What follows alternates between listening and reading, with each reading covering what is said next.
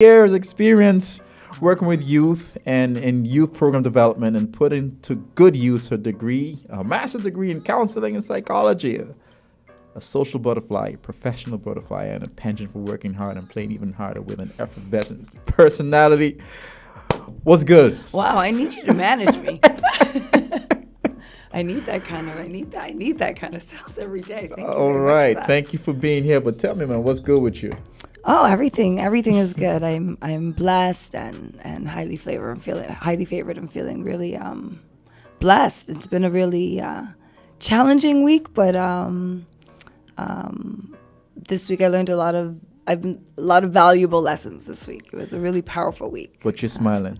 Of course, yeah. You know, in every lesson there's a blessing. Oh my gosh. So I've always been intrigued by who you are. If you don't know, that outspoken, liberal, and yet empathetic personality, a good combination. Were you always like this when you were little, or this became you as life experiences molded you? What was it? I'll be honest. I want to say to a degree, yes, but no, too, because I think I grew up, part of my life, I came to St. Kitts when I was a teenager. Mm-hmm. So, and I just been coming back and forth. So just to live here since I was a teenager. But when I was growing up, I must say, I think actually people would think it's funny. St. Kitts actually made me nicer, if that's possible. Made you nicer? Yes. Interesting. Yes, it did, because coming from Canada, even when I go back, I wouldn't have noticed it either, but when I go to visit Canada, I'm just warm all the time, you know. You know, I meet people in the elevator, I'm like, hello, I want to help people, I want to talk to everybody, I want to, you know, so St. Kitts, the community of like St. Kitts, it made me nicer. And the first community that I worked with in St. Kitts were youth. So my first group was a youth group. I went to work with my mom, volunteer over summers at Gender, and my first group was a teen mom group. Mm-hmm. And so my first experience were with teenagers at Pasteur High School. And then I went away, I came back, and I was at Washi. So I think the benefit I had was I didn't know any of these kids, so I didn't have any stories. So every time I met each person, I met them for the first time for who they were, nice. And not who people said they were or who they thought they were, because everybody thought they were that. And so I really experienced them in that way, and so I still enjoy them in that way. So I think that really softened me and really made me more empathetic in my work with youth and just across my life. And then, of course, I became a mother, which always changes your life. Yep. Yeah, so I think I didn't come as nice as I am now. Okay. But this is my personality. This is who I always have been. Yeah. We are a result of life experiences. There, right? So talk about your biggest influences, though, when you were little. Who were they? And speak more specifically about the direct correlation between the influence then and who you are now. Oh, wow. That's easy for me. That's my mom. Easy. Okay. Yeah. I'm actually a real mama's girl. Like, I love my mama. Aww. Okay. But my mom was a great influence. I really followed my mom into almost every field. You know, I was the youngest of my mom's, at that time 5, but now 6 children.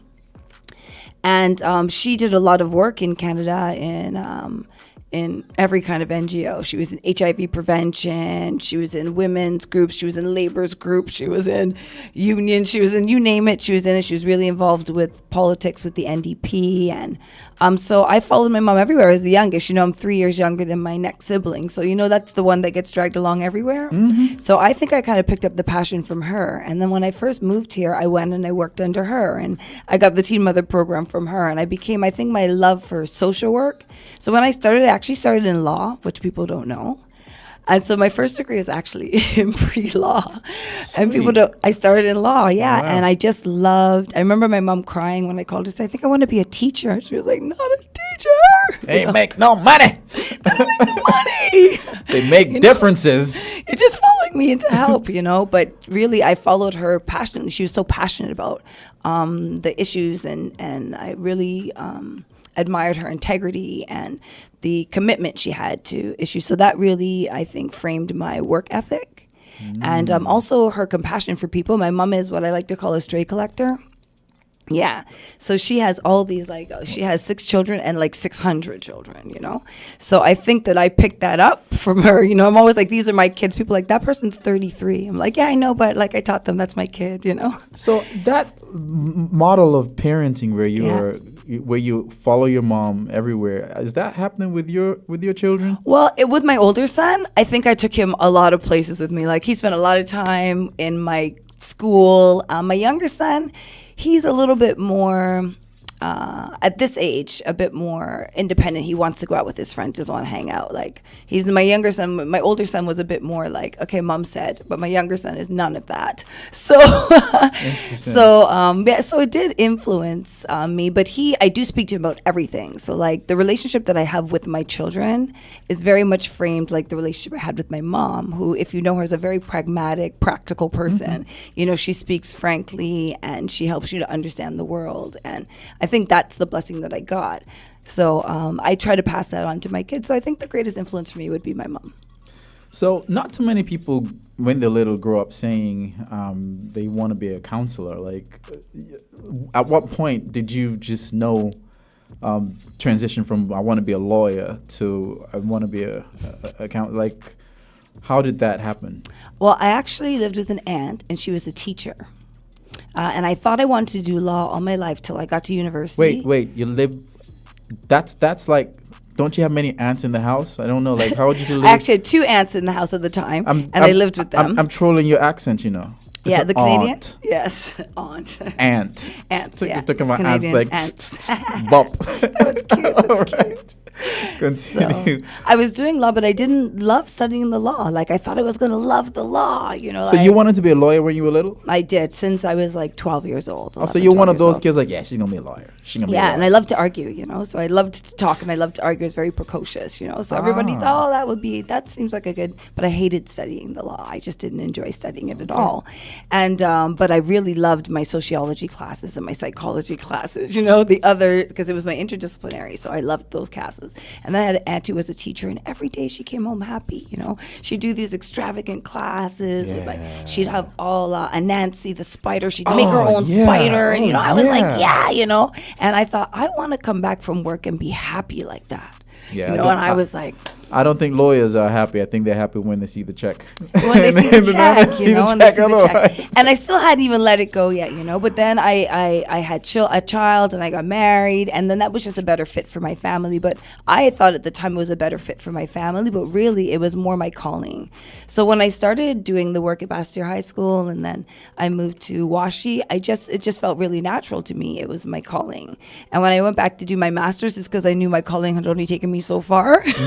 And I was like in the room. I don't know if Angel's out there listening, but I was in the room with one of my clients, and she's students, and she's crying. Her brother had passed, Ken, and I'm crying with her. Me and her are there sobbing together. The counselor. I'm like, you know, I'm crying with her. Empathy, yeah. Everything could make me cry. If you don't know me, I could cry. I will cry joyfully. I'll cry if it's sad. I'll cry for a commercial. Would you cry if onions are cut in front of you?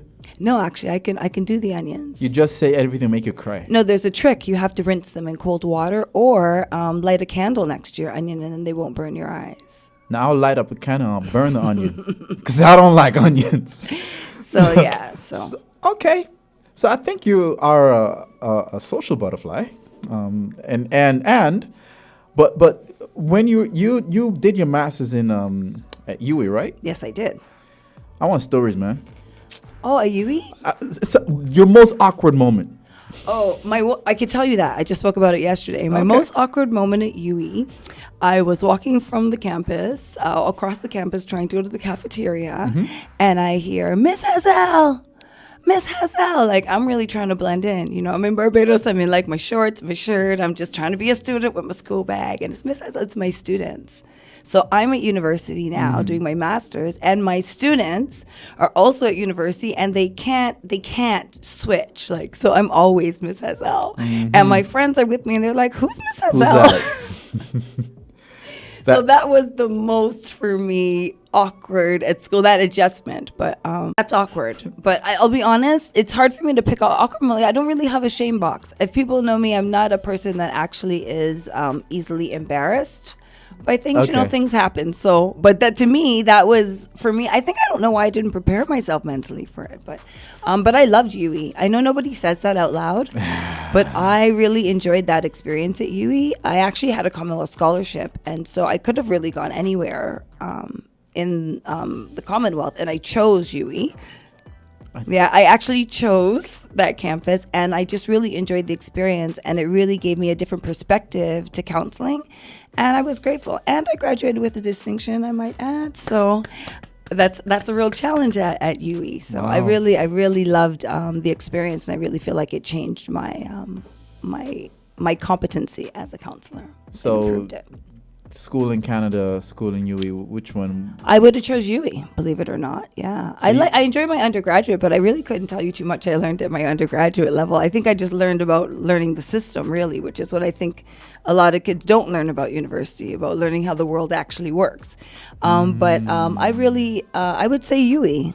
I think I was older, and so I could appreciate it differently, I also went to school with Zara. Shout out, Zara. She was in my class. We graduated together.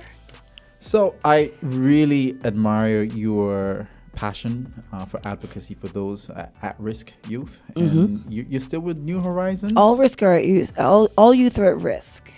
But the ones that are at risk. The ones that are at risk. Well, that's questionable too. But yeah, okay, I see what you mean. So for those of you who don't know what New Horizons is, could you just give a little brief overview? I could, but I won't. Okay. Here locally, I'll tell you, it's our local juvenile facility. That's it. That's it. Yeah. I also work with the children's home. We get in there. You're coming there. We get in there. And it's actually where children go if they're in conflict with the law. It's not a first place they go. It's after you've been in several conflicts with the law and interventions haven't been successful. But it's a rehabilitation center. Okay. It's intended to be a rehabilitation center for youth. Now, have you seen how your work and influence has had a tangible, positive impact on the lives and community in St. Kitts? And it's okay to share success stories. Well, I love my kids that came out of New Horizons. I still have a relationship with most of them and with most of my students. I think that's the thing that makes St. Kitts so special. If I had stayed in Canada, there could be a lot of me's there doing the work that I do. But here, I get to really see my students, especially students that a lot of people wrote off. That they were like, that person's never going to be anything. Right. Oh, you're wasting your time with that child, Miss Hazel. If I have to hear that again, oh, that girl is this, oh, she's fast. And I feel like when I see them now and I see them successful and happy with their families or in their jobs, and I feel like, no, I know I saw that in that child. I know it. And I let them know, like, see, this was always in you, So I really always... I think that the youth, like the clip you played earlier, I think that's how I really feel about the youth in St. Kitts. I really feel like they're not, because they don't have the experience of the older generation, that we don't always appreciate the gift that they are and the innovation. They're different than what we're used to, but it's not different bad. It's just different. And they need a certain level of guidance, but they mostly just need support. So... yeah, I see it. I see my kids that are grown up every day, and I continue to help in any way I can. And I work with a lot of youth, and I just want to be impactful and really live out the principles, kingdom principles, and really just share and show love. Really, I think there's really nothing else we can do than that.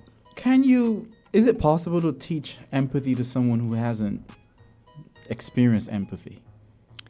I think that there's sociopaths, but I think I think you could learn empathy. Of course you could. It's an experience, empathy, and I think it comes from love and forgiveness and peace. But yeah, I think it can be taught, and I think when we're teaching it, we have to always think of what we want. When we want to think if we can give something, we have to think of if we would like that thing. Right. So that to compare ourselves to others, and so it starts, I think, empathy with self-love, and then you would have more love for others. Okay, I like that. You were part of the Advancement of Children's Foundation. I'm the chair, You're the actually. chair. Thought as Yeah. much. What's that about? Oh, the Advancement of Children Foundation is actually organizations now in its 11th year. It was actually begun by Leah Saheli and Charles Wilkin when they were with the Rotary. And it's a separate NGO now. Well, we still actually have the Rotary. We still work with the Rotary. We're still partners. But they're no longer with us. They're our founders, and they've since moved on since we're in our 11th year. And what we do is actually do capacity building, and we're a capacity building and grant making organization. And so we used to just give grants, but now we actually realize that the problem with organizations wasn't that they were failing on their own. It's just they just didn't have the capacity to sustain themselves. So we thought it was more cost efficient, and also we would get more positive outcomes and expand our mandate throughout the community if we could really help these groups to build community organizations, to build their NGOs, and then fund those NGOs and increase our chances of having successful projects. So we're currently a capacity building and grant making organization, and we focus on youth development projects. So any projects that benefit youth, and we use the positive youth development goals that are set out by USAID. And actually we'll be launching in December our new grant and doing hopefully a symposium, and then by January we'll be opening up to provide grants for persons who want to help in their communities. But we don't pay facilitators. So if you know that you have a project and you want to be paid for it, we don't pay you, but we will help you to facilitate your project. Right. So, a lot of people want to help and they will take money out of their own pocket to do projects, and we don't want you to have to take money out of your own pocket. If you have a great sustainable project, we want to help you. Oh my gosh. Yes, to sustain the project and to develop those projects and to do more and more projects. And then now TAB, which is a group that falls under ACF, falls for Teacher Boy. We actually, this bag. So this is like one of our TAB bags. We actually do a line of luggage with the prison. Oh. Yeah, as a rehabilitation program. So we have Rehab by TAB. Sweet. Yeah, so we do That's that with lit. Patrice, right? We do a set of luggage, and then the proceeds we share between us and the prison. And we're hoping to also be doing that with EPIC, but it's which is the program at AVEC, but it's kind of tricky now with COVID. And we're also expanding into another area, but I don't want to launch that just yet. It's going to be very exciting. Well, I think we need to talk because I have a few ideas of things that I want to do. So we'll talk after the show. And you gave me some ideas earlier when I heard you talking about True Capo and Shadan. I'm coming for you guys. You should know I got some work for you. Yeah. So there's a link between the ACF and the children's home, right? No, there's not a link. There's no actually. link. The only link is that they're like one of, I think, the top 3 children's charities in St. Kitts with PALS. But no, I just happen to sit on the as the vice chair of the St. Christopher Children's Home Board and as the chair of the ACF. That would be, I think, the only connection between the two boards. But we do work as sister organizations. You guys have a scavenger hunt coming up soon, right? Oh, yes, we do. Yes, we do. When is that? It is on Saturday, and we really want people to sign up. It's really important. I think people take for granted that the children's home is just always going to be open, and they don't really understand how difficult it is to keep the children's home open, especially financially.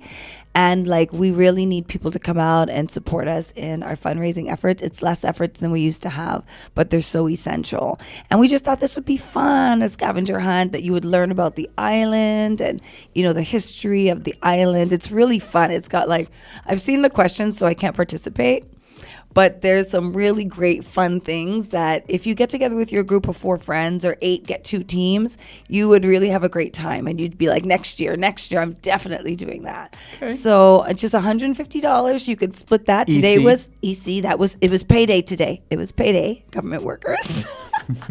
We always know when it's payday. Government workers always know when it's payday, So we don't want to, it's hard to tax people when, they don't have any money. Right. But we would be happy for anybody to come out in your teams of 4, $150. You just split it between your team, and lots of great prizes, and it will be fun. So please come out on Saturday, but you'd have to sign up in advance at the Children's Home or online on our website, stchristopherchildren'shome.com, or our Facebook page, St. Christopher Children's Home, and 465-4007 to call the Children's Home. Okay. Now on to some big girl stuff. All right. We deal with the kids and we'll get into some big girl stuff. Show's fun. You've hosted so many shows, from Music Fest to pageant shows and Rockaway. Do you get nervous or starstruck at all? No, actually. You don't get starstruck? I'll tell you, the only time I ever got starstruck, I never speak to the stars unless I'm interviewing them. Yeah, I'm very anti-groupie. I feel like that's your space. Right. Unless they come to talk to me. So like Mashal will stop and chat and like, oh, this is the new song I'm playing. Right. You want to hear it? Like, so those kind of artists. But generally I don't. But I was the most starstruck for Lionel Richie. Yes. Oh, I was sick with it. You were the host. Oh, I was sick with it. That's when Etienne Charles. Oh my gosh, I couldn't even move. And Magic would be like, oh, take a picture. I was like, oh, no, I don't want to bother Mr. Richie. And then like I gave him his glass of water, you know, and he gave it back to me and I held the glass, you know. I had it for a long time, this glass. My friends actually were like, Naeemah, it's time. Like you have to let go of the glass. I want to know what happened to the glass. I think one of them took it, but that was my one groupie moment. But other than that, no, I find hosting on stage is much more nerve-wracking for me, to be honest. It makes me more nervous to host on stage. But just interviewing one-on-one, either with Music Fest, I also work with One Caribbean Television. So I've interviewed a lot. I don't find that nerve-wracking at all. Oh, sweet. So that is the much easier interaction for me than the grand stage. I much prefer to interview one-on-one. So I think your most recent big hosting this year was Rockaway. Oh, yeah, I hosted Rockaway this year. Yeah. That production team went all out this year like crazy. Hello, and, got some style. Right. So what was your most memorable moment from that show?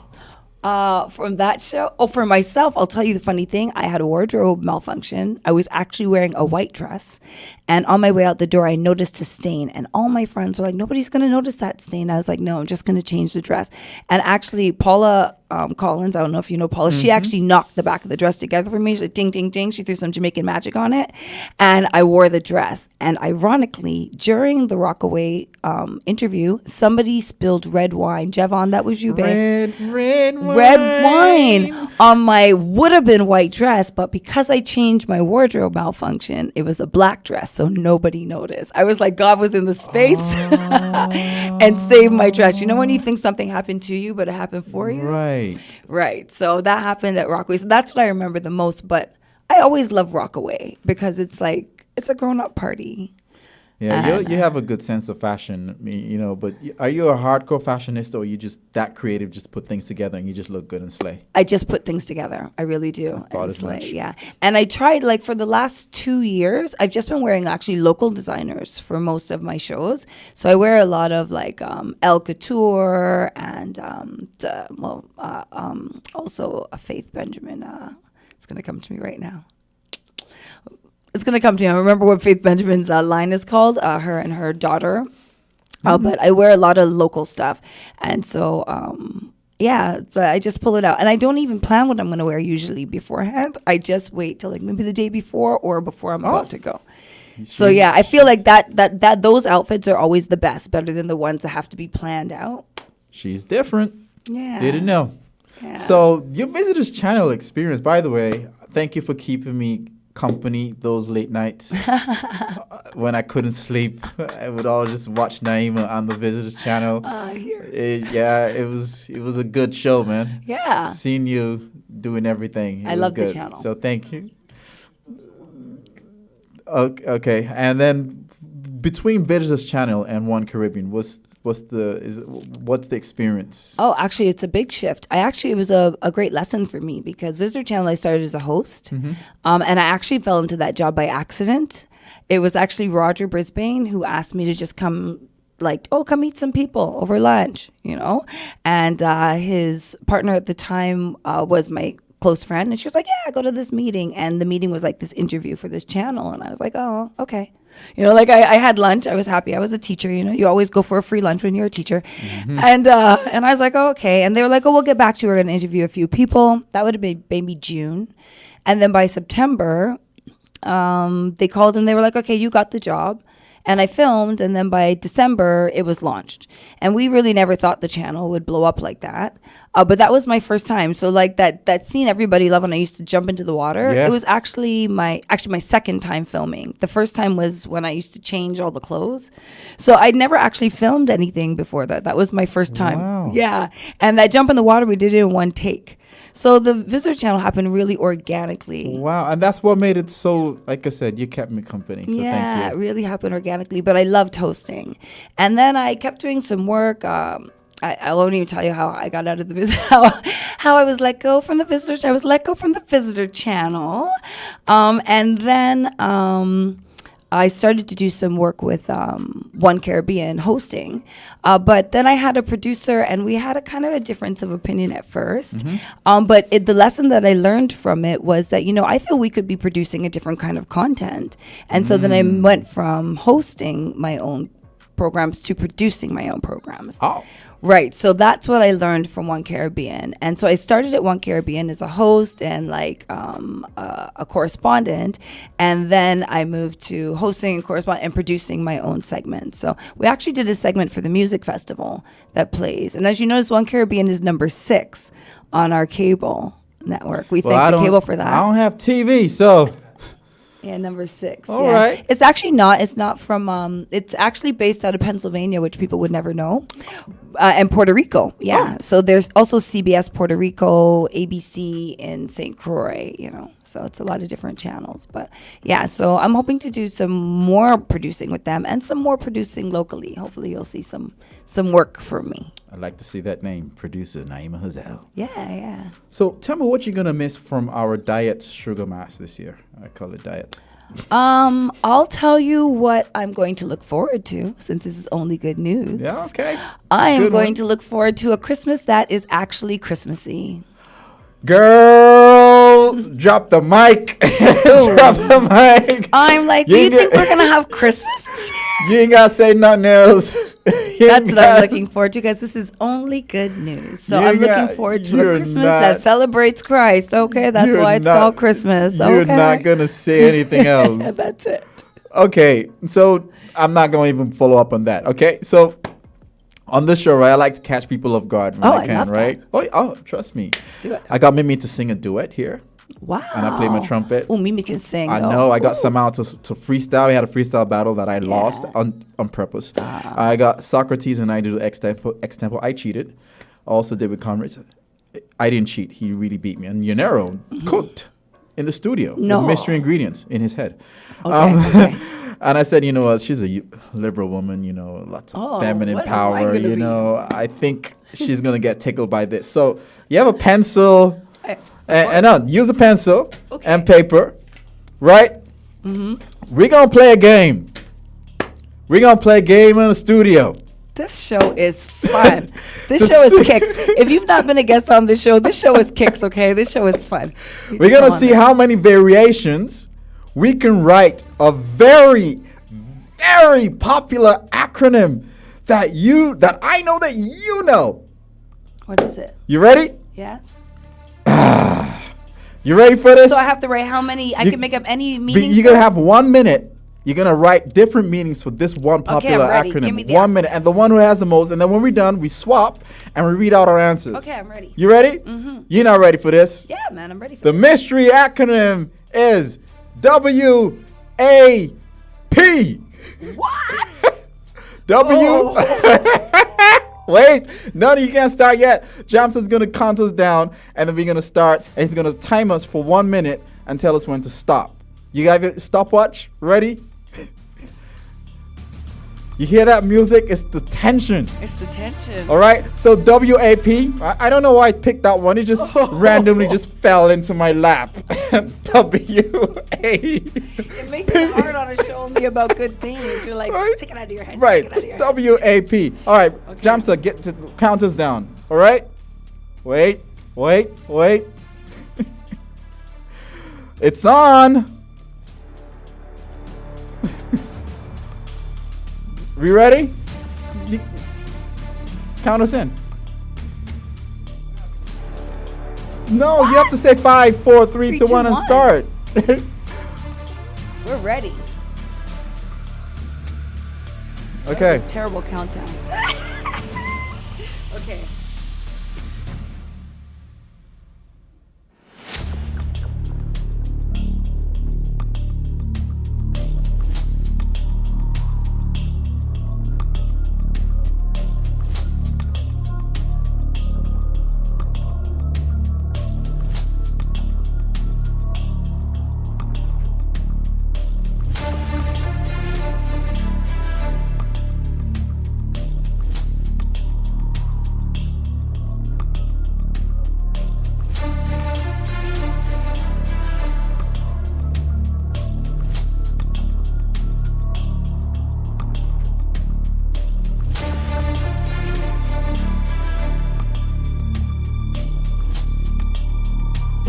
sounded like this. Radio never sounded like this, sounded like this. 98.9 Win FM. Win FM.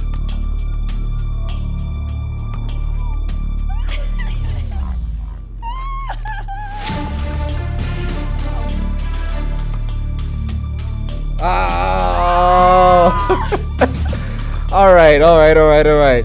So, all right. So we just had this little contest here, and we both had to write as many. This is not easy. It is not. This is not easy. We had to write as many acronyms. Well, representation of the acronym WAP. Again, it just randomly. I just thought about it randomly. I don't know why I picked WAP. WAP. I don't know. But anyway, we're gonna swap. I Are we gonna read? My writing. Oh, just read. All right. Oh, you have so many good ones. All right. So Naeemah, read my first one. What annoying pussycat. I wrote wet and my pussycat. All right. That was good. Okay, I wicked. did so good at this. Wicked and proud. She wrote wicked and proud. All right, you go next. Work and play. Okay. Oh. Wild and pompous. Next. Okay, wait, all plumbers? This is when it got hard. Weird a people. I know what Okay. you're gonna say. Okay, next one. Want amazing producer. Oh, you're on fire. All right. Wonderful animal product. Winning all puns. Yeah. Like winning all puns, like it's upon us. Like I don't have any more. all do right. I? Wet and pump. No, it's just the wet and plump. Ah. All right. Wine and pork. Wine and pork. All right. Yep. Again, what else? What a prick. What a prick. That was his, not mine. All right. And that's it? That's it. You win. You have more than I me. think I have more than you. That was hard. That was hard. I want to come back here and play another game. Like, how do I win? That's since I'm very competitive. People who know me know I'm very competitive. You can always get me with a game. That was good. Yeah. That was good. That was fun. I even forgot to write wireless access point. I mean, that's what I do. Oh in my my God. life. And I didn't even win a fan or something. Right. And now I'm going to get that next time. That's a good game. I'm going to use that. I'm going to use that in the session. All right, we're close to the end of this show, and we normally just end with a rapid fire session. And I'm going to just ask you 10 questions in first person, and you just answer them, just let people know a little more about you. All right, we just get close to the end. This is good, right? All right. Yeah, this is great. good. I really Lots of enjoyed good it. news shared. All right, Yeah. first one, number one. Let's say we can have only one event this year for Carnival. I'm picking.